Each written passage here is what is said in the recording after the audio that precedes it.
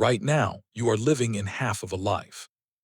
Not in a sad way, in a literal mathematical way, because there's an entire half of human existence that you have almost never truly experienced, and neither has almost anyone you know.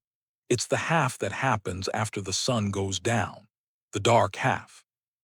You think you know the night. You've stayed up late. You've walked home in the evening. But you've never actually lived in the night the way every human before you did, because for you, night is just day with the lights off. Flip a switch and it's gone. For 300,000 years, that switch didn't exist. When the sun dropped below the horizon, a second world opened up with its own rules, its own dangers, its own rewards, and every one of your ancestors spent roughly half of their entire life inside it. So this is a video about that other world, not how they slept, what they actually did out there in the dark, the work, the fear, the sky, the sex, the spirits, and the strange, quiet freedom of hours that no clock has ever measured. And by the end, I think you'll feel a little robbed. Because we didn't just light up the night. We evicted ourselves from half of being human. The night had rules, and they were the opposite of the days. Here's the first thing to understand, and it's the thing that makes everything else click. For ancient humans, the night wasn't a dimmer version of the day. It was a different country with a completely inverted set of rules. In the daytime, the world belonged to you. You could see, you could travel, you could hunt, you could work. You were the smartest and most capable animal in the landscape. Daytime was the human kingdom. And then the sun went down, and you were dethroned. Your eyes, which are genuinely excellent in daylight, become nearly useless in the dark, while the eyes of the things that ate us worked better. The predators didn't sleep when the sun set, they woke up. So the night didn't just get darker, it got hostile. The same forest you owned at noon became, at midnight, a place where you were near the bottom of the food chain. The temperature dropped. Sounds got bigger and stranger. The whole logic of survival flipped. Which means ancient humans didn't experience one continuous world that slowly dimmed. They lived in two worlds back to back forever. A day world where they were kings, and a night world where they were small. And the astonishing thing is what they managed to build in that second world despite being small in it. Because instead of just surviving the night, they slowly turned it into something extraordinary. But before any of that, they had to deal with the fear. And you have never felt this fear. The fear you were built for and lost. Somewhere in you is an instinct that almost never gets to fire anymore. It's the reason a child insists the closet door be closed. The reason a scary movie hits harder at night. The reason your heart rate ticks up in a dark hallway even when you know nothing's there. That instinct is old, older than our species. And for your ancestors, it wasn't a quirk. It was a life support system. Fear of the dark is not irrational. It's one of the most rational things your body has ever done. For hundreds of thousands of years, the dark genuinely was full of things that would kill you, and the humans who felt a jolt of dread at nightfall, who got themselves to safety, who stayed alert, who did not go wandering into the black, those were the humans who lived long enough to become somebody's ancestor. The relaxed ones, the ones who felt nothing, fewer of them made it. We are, every one of us, descended from the nervous ones, the people who were afraid of the dark for good reason. So picture what falling asleep actually meant. You are lying in the open, or in a shallow cave, in a blackness so total you cannot see your own hand, and you are about to make yourself unconscious, defenseless for hours, in the one part of the day when you are prey. Sleep in the ancient world was an act of enormous trust. Trust in your fire. Trust in the people keeping watch. Trust that the circle around you would hold. And that's the thing modern people miss entirely. Ancient humans almost never faced the night alone. The night is the reason we are such an intensely social species. You survive the dark by piling together bodies close, fire in the middle, someone always half awake. The terror of the night is a huge part of what glued human beings into tight, loyal, interdependent groups. We didn't gather at night because it was cozy. We gathered because scattering meant dying. The warmth we now associate with a fire and good company was, at its root, a survival huddle against a world that wanted to eat us. And once that fire was lit and the circle held, once you were, for a few hours, safe in the dark, something remarkable became possible. You could look up. The first screen humanity ever stared at. Here's a loss so total that most people can't even conceive of it. You have never seen the actual night sky. What you've seen is a washed-out imitation, a scattering of the brightest stars struggling through the orange haze of streetlights and screens. What your ancestors saw, every single clear night, was the real thing. Thousands upon thousands of stars, sharp as salt on black glass, and pouring straight through the middle of it all. The Milky Way, not a faint smudge you drive to a national park to glimpse, but a glowing river of light bright enough to cast a faint shadow, arching over the whole world. That was the ceiling of the night, free, every night, for everyone who ever lived before us. And they didn't just admire it, they used it. That sky was humanity's first screen, the first thing we all stared up at together and filled with meaning. Every culture on Earth, independently, looked at the same scattered stars and drew them into pictures. Hunters, animals, gods, ancestors, monsters. They noticed the patterns wheeled slowly through the seasons and realized the sky was a calendar, that when a certain bright star rose at a certain time, the rains were coming, or the herds were moving, or it was time to plant. The night sky was clock, calendar, compass, and storybook all at once, and reading it was one of the most important skills a person could have. Think about what that means. The stories a group told about the stars, night after night, were the same stories their grandparents had told and their grandchildren would tell. The sky was a shared library that never burned down, written in a language everyone could see. Long before writing, long before books, the night sky was how humans stored their biggest ideas about where we came from, what happens when we die, and our tiny place under an enormous, turning heaven. You have a device in your pocket that gives you the whole world's knowledge, and a sky above your city that shows you maybe a dozen dim stars. Your ancestors had it exactly the other way around. And on certain questions, the ones that actually keep you up at night, I'm not sure we came out ahead. The night shift, ancient edition.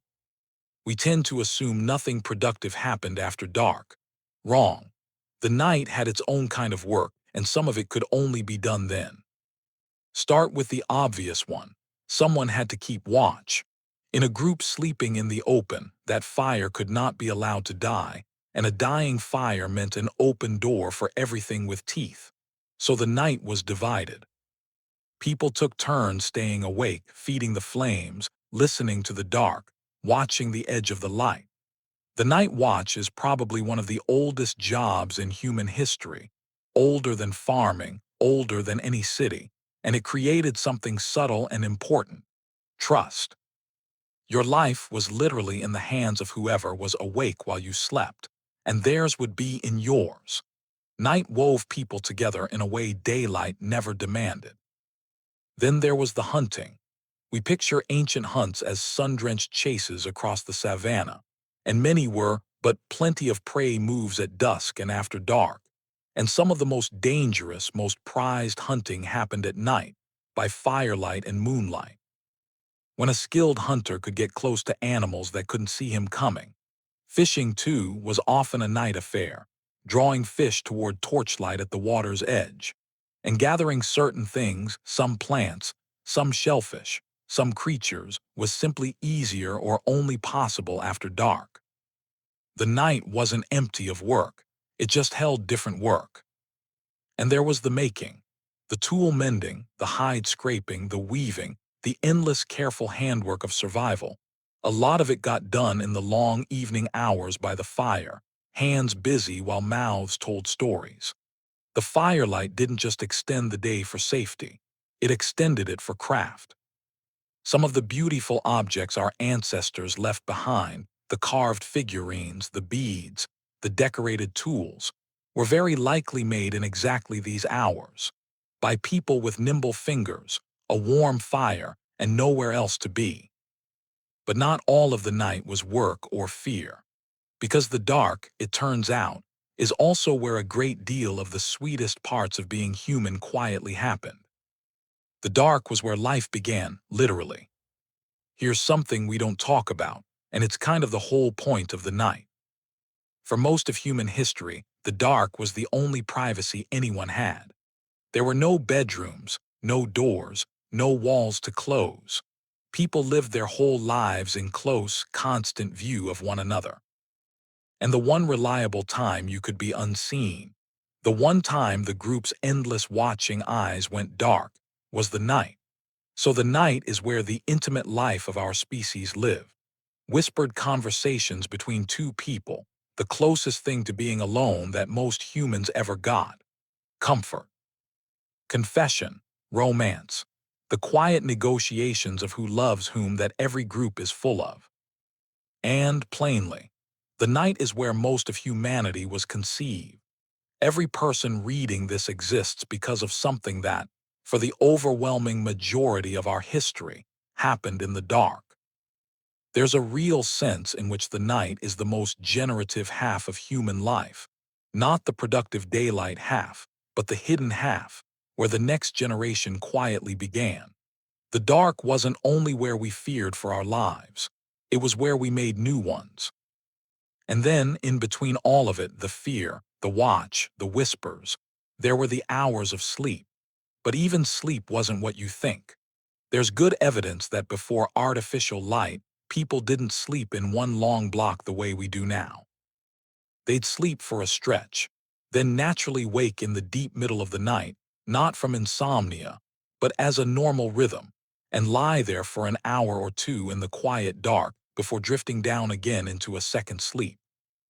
And that waking hour, by all accounts, was a strangely peaceful, dreamy, reflective state, a little pocket of calm consciousness in the middle of the night that our ancestors used to think, to pray, to talk softly, to simply exist with no task in the world.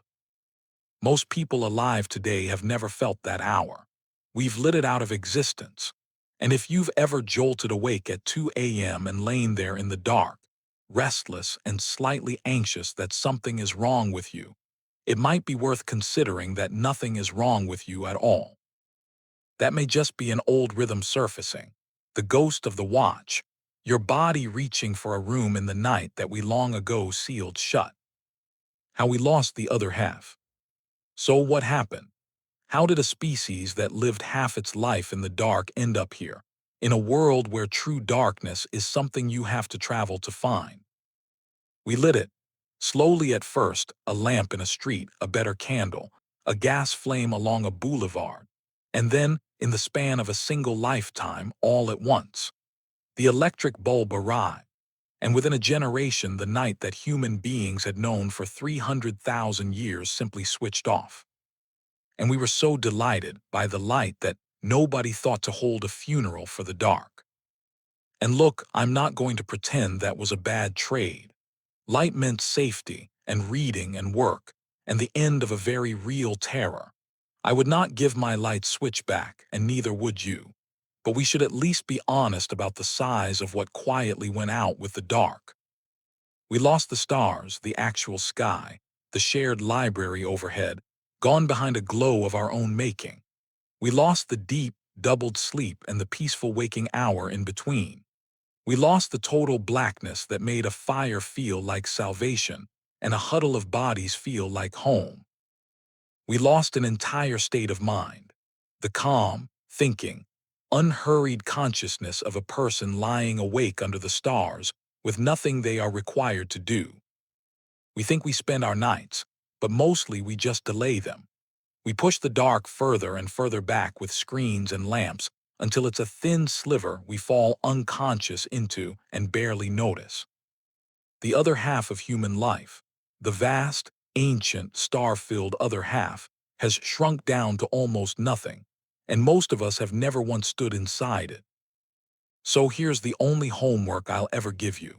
Some clear night, somewhere away from the city if you can manage it, turn everything off. Let your eyes adjust. It takes a while. It always did. And look up at the thing every human who ever lived saw as ordinary, and that you were told was normal to never see. That's the other half. That's the world your ancestors lived in for 300,000 years, and knew as well as you know your own street. The night was never empty. We just turned on the lights and stopped going in.